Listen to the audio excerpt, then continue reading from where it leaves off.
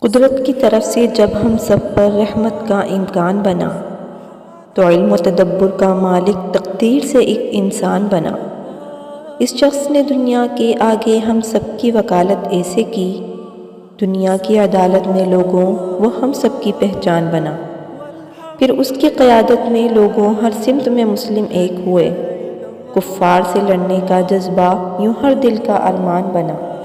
کفار کے آگے اے مسلم اسلام کے نعرے لگتے تھے، توحید کا کلمہ لب پر تھا، پہچان تیری ایمان بنا۔ وہ ملک بنانے کا جذبہ جو ہر ایک دل میں بستا تھا، باہر نکلا جذبوں سے ملا، پھر مل کر ایک طوفان بنا۔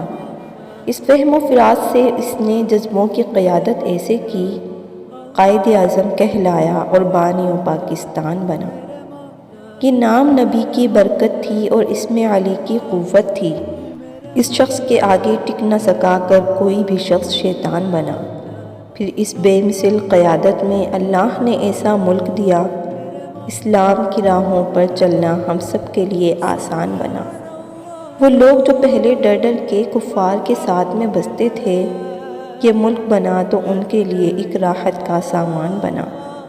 پھر ملک کے کونے کونے میں ہر سمت اذان حق گونجی، مندر چھوٹے مسجدیں اٹھیں، راہیں نکلی دالان بنا۔